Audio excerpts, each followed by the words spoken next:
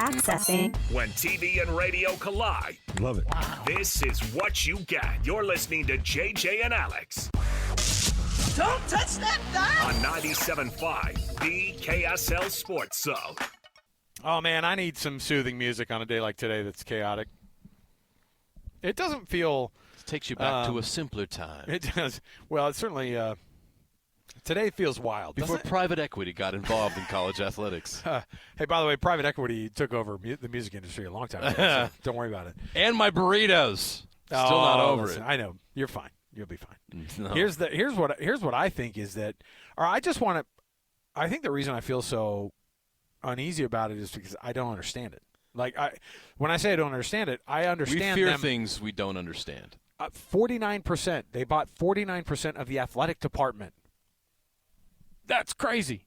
It is. And saying that out loud sounds even more crazy. And they're going to want a return on their investment. And I think that people look at the $500 million and then they go, man, the money is super important, and you have to invest to be able to get that money back. And you know, you hear the term ROI all the time.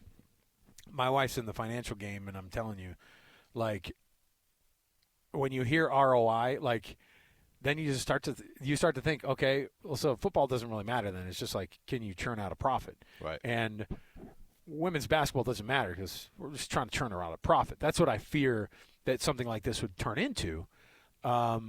And I wonder what that's really going to look like. Now, college football. Unless you've got a Caitlin Clark on your women's basketball team. Oh, yeah, for sure. And are you willing to spend the amount of NIL money or private equity money to go out and get that type of a talent right, to then produce that kind of a result with that team that generates revenue? Because if you have a Caitlin Clark at the Huntsman Center, they're packing in 10,000, 15,000 fans per game instead of the normal attendance you'd have for a team that's average. Let's get to the cut because I want to kick off the hour talking about, you know, kind of what this is going to look like with the University of Utah. Our Utes insider for KSLSports.com, Steve Bartle, is going to join us here. So let's kick it off right here. Let's get it going with the cut, top of the hour. It's time for the biggest story of the day. This is what made the cut with JJ and Alex on 97.5, the KSL Sports Zone. Doug Smith brings you this portion of the program, an incredible selection of Kia, Subaru, Chevy, Jeep, Dodge, or Ram, all located in American Fork, Spanish Fork, and now in Linden as well. Check them out. Nobody knows cars like Doug. We love those guys. So I want to know, like, from an X's and O's standpoint, we didn't get to break down the full bowl games that everybody was invited to, and I'm looking at this Utah versus Nebraska game in the Vegas Bowl. Obviously, a very different field playing in that particular stadium this time of year for the Utes. What do you think the vibe is with Kyle Whittingham and playing Nebraska that is going through quite its own turmoil, right, you know, that doesn't really know what the future of their quarterback and their coaches and all this thing sort of looks like? I know Matt Rule signed an extension, but it always felt like a little bit icky still. Right. So Nebraska, blue blood. I mean, it's still considered, I think, a blue blood, I think. Oh, it's still a brand, still recognizable, but like we talk about adapt or die, it's nostalgic. It's not hot and hip. Does that make sense? It's not the that hip and cool N bowl. logo is nostalgic. Of course. It's not fresh and new. And that's the problem with Nebraska. As far as on the football field, Utah is a much better football program and a better team, and they should roll in this game. I don't know what Utah is bringing. I don't know who's going to play. And that's the problem with bowl games these days is I have no idea who they're going to put out on the field. Was Northwestern better than Utah 2 years ago? Of course not. Why did Northwestern win that game?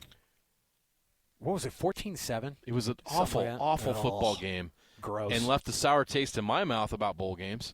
Utah hasn't won a bowl game since the Heart of Dallas Bowl. Which is crazy. I was at that bowl game. Witt was like on a tear of just winning an unbelievable them all. streak. Yeah.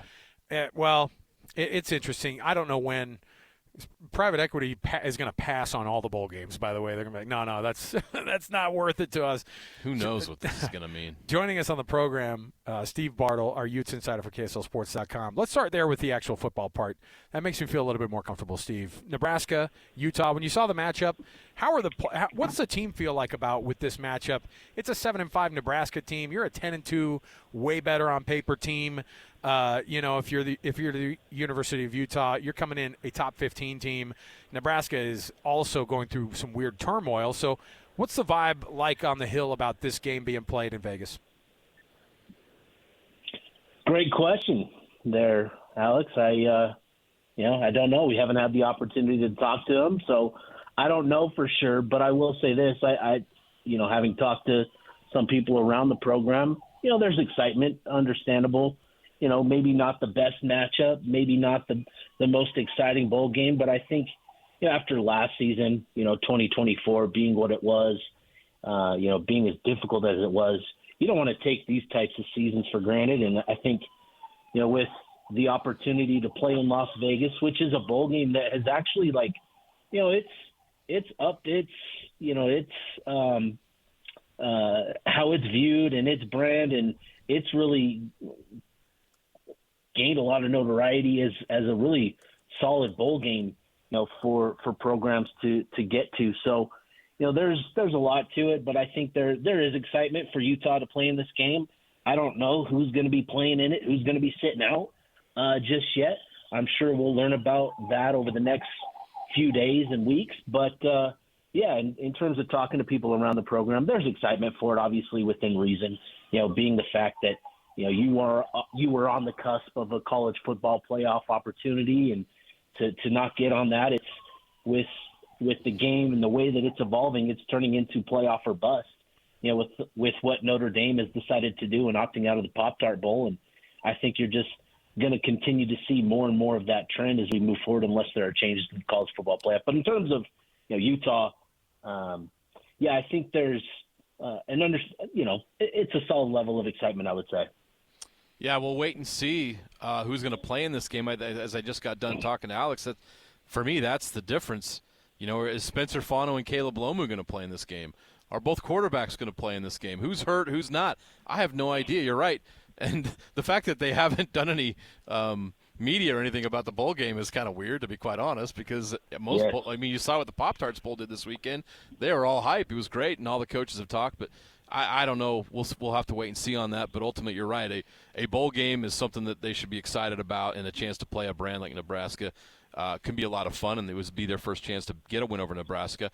One player that I don't know if he's going to be there or not, even though it looks like he's going to enter the transfer portal, is Isaac Wilson.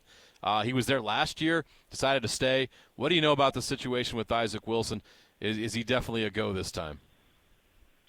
Yeah, I think the situation with Isaac is obvious, right? He returned to the program last year and did a lot in 2024 as a true freshman, thrust into a difficult situation and did his best to make the most of it. And, returning this year, there was optimism, there was hope that, he could learn and develop behind a quarterback like Devin Dampier. But obviously with the emergence of Bird Ficklin and just the way that he was able to take off, right, in the sort of role that he was utilized, it was clear that, he became the future of the position behind Devin Dampier. So, with the emergence of Bird and the offense, Isaac, essentially, this is essentially the writing on the wall for him, and he's going to hit the portal and he's going to look for a new opportunity, to find somewhere that can maximize his ability. I think Isaac has the talent, right? The natural physical ability to play at a really high level, at that quarterback spot. He just needs to get into the right situation where, he can learn, he can develop. He needs time. That's been my opinion after last season, right? Going through what he went through in 24, where, things just sort of fell apart. He struggled a lot. His confidence was probably shook, as games wore on, and that can have a really tough effect on players. So I think finding the best situation for him will be important, and that probably means potentially going down a level to the Mountain West or something like that, where he can go down a level and just kind of work his way into playing at a good level again. I think that's going to be really good for him. So Isaac is still a kid that has a ton of potential, and I hope that he's able to find a good landing spot to unlock those talents. Utah State's looking for a quarterback. Yeah. Well, Yeah. I think that'd be a really good fit. That'd be amazing. I would hope that it'd be a good fit. Well, Steve, before we get to the big news of the day and the elephant in the room that we're kind of having a hard time wrapping our head around, one thing that we're hoping to wrap our head around is Kyle Whittingham's tenure at Utah and what that's going to be. And I know that people at some point were like, oh, here's the timeline. The board's going to make a decision, and we're going to find out. But what's the reality on I know we don't know, but what's the timeline for when he's going to make that decision? Is it something that they've tried to make known at all, or is it just we're all sitting and waiting around, sitting on our hands to see if Kyle Whittingham's going to be back? No, there really hasn't been any sort of communication about when a decision is going to be announced. But, in regards to this decision, I think we'll see something here pretty soon. I don't have a firm timeline. I can't say that it's going to be by this date or to look for something there. But, obviously we know that Kyle had a contractual obligation to notify Utah of whether he was going to retire or whether he was going to return for 2026 last Friday. So we know that came, and we haven't seen anything just yet. And, with talking to people around the program, I would anticipate that we'll see something here soon. Again, I don't have specifics or hard timeline, but as I've talked to people, I feel like, we are going to see Kyle come back. I think that's been the way things have been trending. It's been interesting having these conversations about Kyle and where he's at in his career, because there's a lot of things that point to, retirement, but there's also a lot of things that point to him, wanting to come back. His entire family was out at the Kansas game, and we're taking photos after his press conference together as a family. And it's like, you just don't see that normally, so there's things like that. But then he's talking about, his desire to continue coaching this team and this group specifically, kind of reigniting the passion for coaching again in him, and something that he's truly enjoyed. So, I think that's kind of where things have been trending, is Kyle leaning towards returning in 2026. And obviously with that is Morgan Scalley in his role, right, as head coach in waiting, and what that means. And I think, if Kyle does come back, it's a good thing. It's a good indication of those two being on the same page with everything going into 2026. And I think there will be I think that'll be important. So that's what I've got with Kyle. I think we'll see something here soon. I was told, something this week potentially, but certainly before the bowl game is when I think we'll see something on Kyle. But that's sort of like why we haven't had the typical media availability that we've had in years past, right? Like last week was signing day, and typically we get a media availability to talk about the signing class. We didn't get that. We didn't get media availability to talk about the bowl game invitation. And so it's just kind of all hinging on this and that going public before we start to get some updates on some of the latest happenings up there with Utah football. He's, you know what it is? He doesn't want to get the question from Steve and PK. More importantly, he's like, what do you think, Sparky? I'm not going to answer your question because it's going to get asked. And so maybe there's some writing on the wall there. We'll read into anything, I guess. Well, I think something that Utah Athletics is happy to talk about right now is the big news today that the University of Utah has landed a private equity deal that's expected to generate $500 million for the athletic program. What can you tell us about this, Steve? I think a lot of people are trying to wrap their head around this. I know you've had to immerse yourself in it. What are some of the things that stand out to you about this deal and what it means for Utah athletics moving forward? Yeah, this is a big one for Utah, and I think what was maybe most surprising was the timeline of when this started and when it all came to be. Mark Harlan shared today in their availability with us that these conversations started over a calendar year ago in regards to when this idea was initiated and when they were tasked with starting to figure out ways to put this all together. So this has been in the works for quite some time. And, with this deal, it's not finalized just yet. So, President Randall shared that is expected to be finalized in the early part of 2026. So there's still things to be done on that front. But I think this is really significant for Utah. First and foremost, obviously, with the rev share and the demands that has put on universities to pay student athletes directly, it's created a lot of difficulties, financial difficulties for programs across the country. You're seeing programs that are sharing, that they're dealing with significant deficits financially. And, fortunately for Utah, they're not in the same situation as other programs in terms of their deficit, but they're still operating in a deficit. And to have this, I think, is significant to address, first and foremost, the rev share portion of this new era, right, where you are on the hooks for $20.5 million, which is expected to rise, I think, 4% next year to something like 21, 22 million. And so you've got to account for that. But then too, this is significant in the sense that it's also created a new LLC for Utah, which is really going to be fascinating in terms of what impact that actually has on the university to be able to, utilize some of their brand, just parts of their brand, players and logos and that sort of thing, and turn it into more revenue generating opportunities. And I think that's something that I'm really fascinated to see what sort of impact that has on Utah athletics and their ability to generate, potentially more third party NIL deals.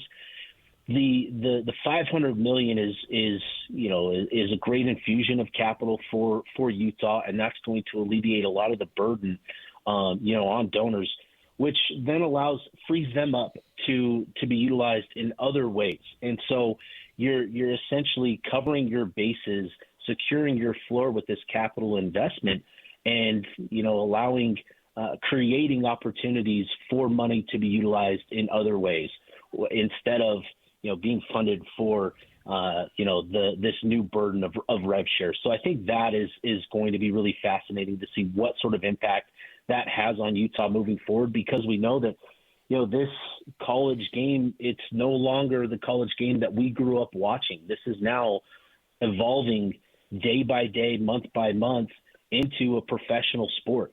And this is a big step in that way. And Utah being the first to embrace private equity. Obviously, you hear private equity and you sort of cringe because, the private equity, it has sort of a bad reputation. But the thing here is, for Utah, is you're preserving the emotional investment by having your big donors involved in this deal the entire way and maintaining decision-making power with President Randall and Mark Harlan. That also is going to preserve the identity and soul of Utah in this private equity deal. So there's a lot more to unpack here. But the big thing here is that Utah has created a new LLC. They've maintained decision-making power, and they've found a partner in Otro Capital that they feel is a really good fit in terms of their vision and what they want the University of Utah to be.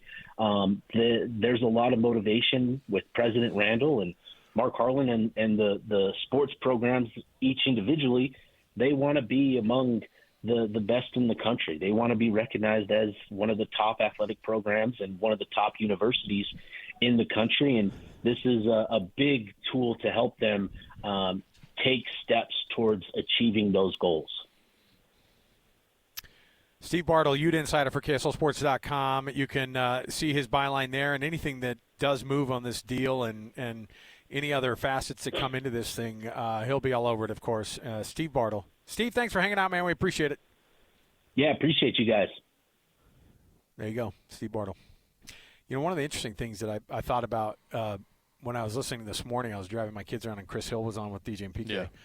And he talked about are you going to be able to offer your donors a tax-free deductible or a tax-deductible donation with a private money-making outfit? The answer is no. And that's kind of a big deal, right? I mean, like, you're talking about one of the perks of donating to the university and donating these writing things. That thing off, is what the 503, what they call it, what's the, I don't know. Well, I'm going to go there.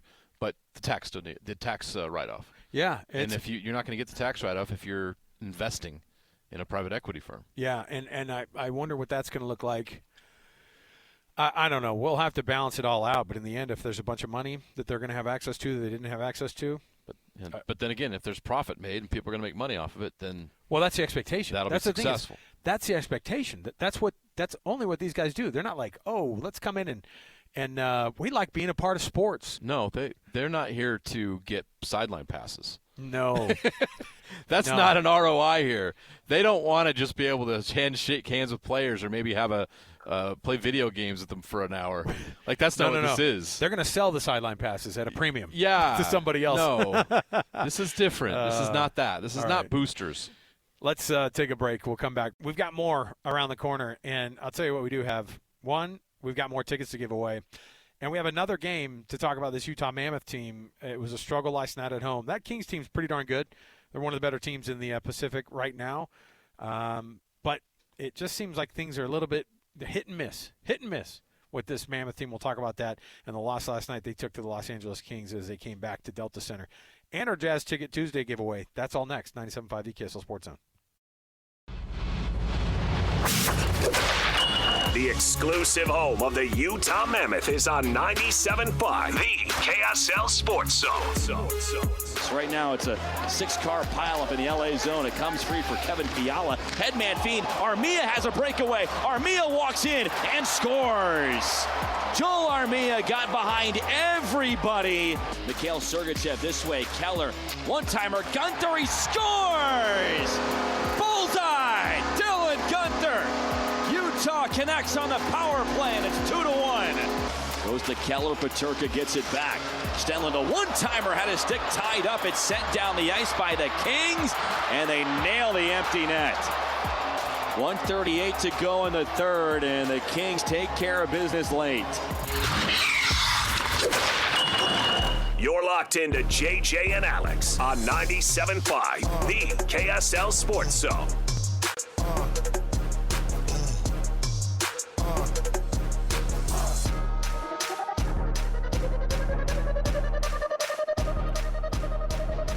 Welcome back, JJ and Alex, 97.5 the KSL Sports Zone. Thanks for being with us on the program. Thanks for hanging out with us on a Tuesday. It's a busy Tuesday. As we count down to these college football playoffs, this is the part that Coach McGuire was right on.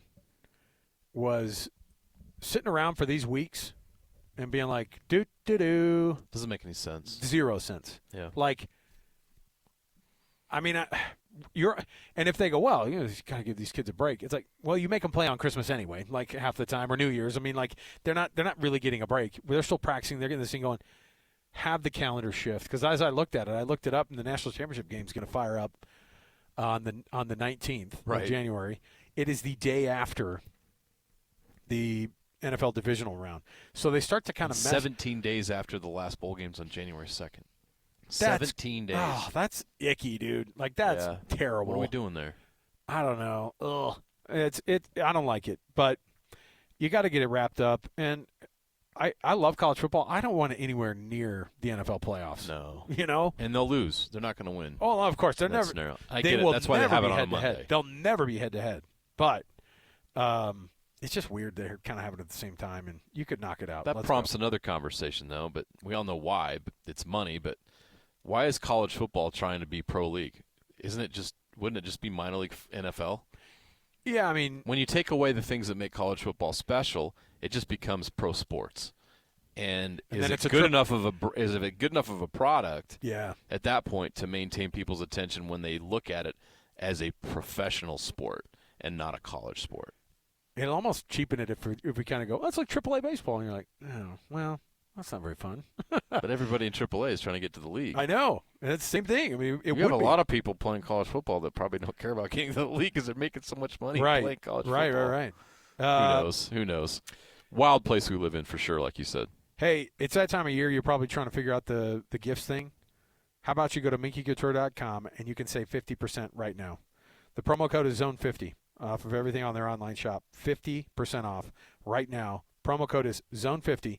You just go to minkycouture.com and or you just use it at any of the 6 locations. You have to yell it at them, though. You have to yell the promo code out as soon as you walk in the door. Yep. That's how you get the 50% off. All right. It's also that time of the day for us to give out our tickets. It's a Jazz Ticket Tuesday.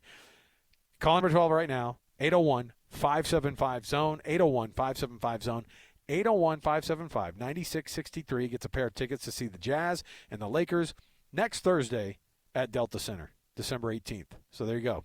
Fire it up, get that phone going, and let's get you watching this Jazz team at Delta Center. Speaking of Delta Center, the Mammoth come back for a little mini homestand, and they started it off with the loss against the Kings last night. Kings are a good team in the West. They're a good team in the Pacific, and they're a playoff team.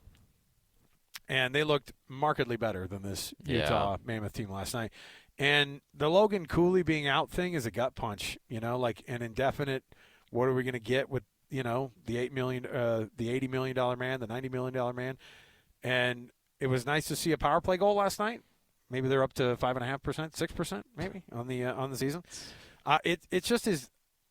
It felt stale, and I think that there were moments during that game where they scored at the front end of that second period, and then it was a drought of them not even being very far into the Kings zone very often in that period. Yeah. And so it seems like things aren't clicking totally right now. I would love to be a fly on a room in the locker room, just figuring out, like, what are they talking about? Is it dead quiet and everybody kind of knows what they need to do because they're pros?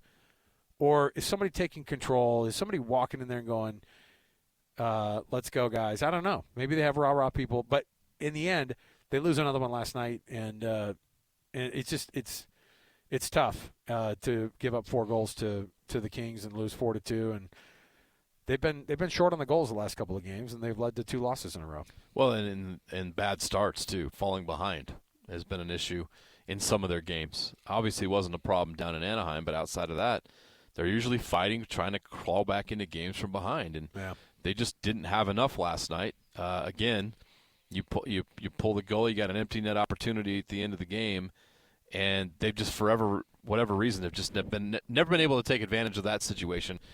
And that's frustrating because you had a chance just down a goal. But ultimately, you lost that game last night in the first period. The energy wasn't there, came out a little flat, and the Kings took advantage of them. That's a veteran team. You look at that team, Anze Kopitar and all those guys they have on that team. There's guys on that team that have won cups. And those are the kind of guys that come in your building, and they're pros, and they know how to do this. And you're not ready for that. They'll smell blood. And I think that the Kings jumped on the Mammoth last night, and I think the Mammoth showed a lot. The second period, they get the Gunther goal. They're fighting back a little bit. They stayed attached for the most part. But ultimately, this is another game where this team just fell short. And it feels like a lot of the same. When is this team going to get back to, and I'm not saying another 7-game win streak. I know how difficult that can be. But this team's good enough to win, more than 500%, more than 50% of their games. This team should be better than 500, and that's where they're at right now. And they're right now they're on the outside looking in when you look at the playoff picture. And the farther they fall behind, the more difficult it's going to be. We know what the goal was coming into the season. It's playoffs or bust. This organization, I know they're only their second year in Utah, and their first is the Mammoth, but this group, they've been building this going back to their Arizona days. And this group is at a point where they're ready to take the next step, or should be ready to take the next step. And this feeling of, well, maybe they aren't ready is really unsettling because that's unacceptable. The good news is in their division, they've got teams losing behind them like crazy. I mean, Chicago's staying put. Surprised by Winnipeg being at only 29 points. Winnipeg might be this year's Predators from last year, although the Predators from this year are continuing to be the Predators from last year. Worst record in the league. That's crazy right now. The Nashville That's Predators crazy to me. with all those signings they had last year. Utah's fourth in their division, but the thing is they're 17 points off of. That's the thing. That's what I'm talking about. Off of the is if this continues, down at the bottom, there's going to be, how long are the Oilers going to stay in this group? Right now, I can't see that happening. The Oilers have got to make a jump at some point, right? But you're right. You're looking up and you're seeing Colorado at 48 points, the Stars at 45. The Wild went on a tear. They've won 7 of their last 10. And you've gotten lucky that they're at 37. Yeah. All of a sudden, you're staring up and you got a 6-point gap, and all of a sudden, all you have to play for is a wild card, and there's only 2 spots, and Edmonton's one of them. Of course. So that's the we saw it last year. The fight for those wild cards was ferocious. It ended up being the Blues that got hot at the end and stole one on a tiebreaker, and they still had to get it on a tiebreaker as hot as they were. So the room for error is pretty thin, and we talked about it with Cole yesterday with the Mammoth. It's not panic button right now because they're not the Vancouver Canucks or anything, but they're barely hanging on by a thread here in this playoff mix. And if they become detached a little bit, it's going to be really tough to get back. As we saw last year, they were there, they had a good start to the season and then fell back. And you saw how hard it was to get back in the wild card chase because these other teams, there's so much parity in this league that it's not like you can have to go on a long win streak like the Blues did last year to get back and become a factor. Don't fall behind that bad. Keep pace now. Be more consistent. Play more consistent hockey. You're not going to win every game, but the pace that the Mammoth are on right now is not good. Well, we'll see if they can turn it around again, and I think it'll be good for them to be at home for a minute, just to be able to maybe feel a little bit of that home. The home crowd was awesome, by the way, last night. No, that's not a problem at all. The support is there. The place is rocking. Everybody wants this team to explode and play at their best, and the team just doesn't have it right now. And they get it. They've been going through a lot of stuff and some challenges, and losing Logan Cooley's a big loss, but there's enough guys in that team and enough talent to pick yourself up and get something done, at least be a little bit more competitive. So they have 2 more games at home here before they hit the road again. They're going to go Panthers, Kraken. So they're going to host the Florida Panthers and the Seattle Kraken. What's up with the Panthers? They only have 30 points this year. They are tied for the second worst record in the East. Look, I'd feel bad for them, but they've been so good for so long. Like Ottawa too. Hey, wow, there's some interesting. But they're the reigning champs. Okay, it's hard to. There's like no version of the Maple Leafs aren't doing very well. Neither the Devils. Guess what? Everything kind of flipped in the East. I just noticed this as I'm taking. We don't follow the East as much, is not but as important to us. Yeah. But there's a lot of parity though. There's only 4 points separating second to last to the top wild card spot with the Penguins and Rangers. So. A lot of parity in the East. Let's take a break. We'll come back. We've got more to go here on the program. When we return, I've got a top 10 for you. It is interesting, to say the least. We'll get some help from Joel Klatt, and we'll see if you can guess some of the top 10s that we're going to on this one. Stay with us, 97.5 the KSL Sports Zone. Ladies and gentlemen, the biggest name. You're locked into JJ and Alex. With the insight and analysis on the teams you can't live without. This is 97.5, the KSL Sports Zone. All right, everybody, welcome back.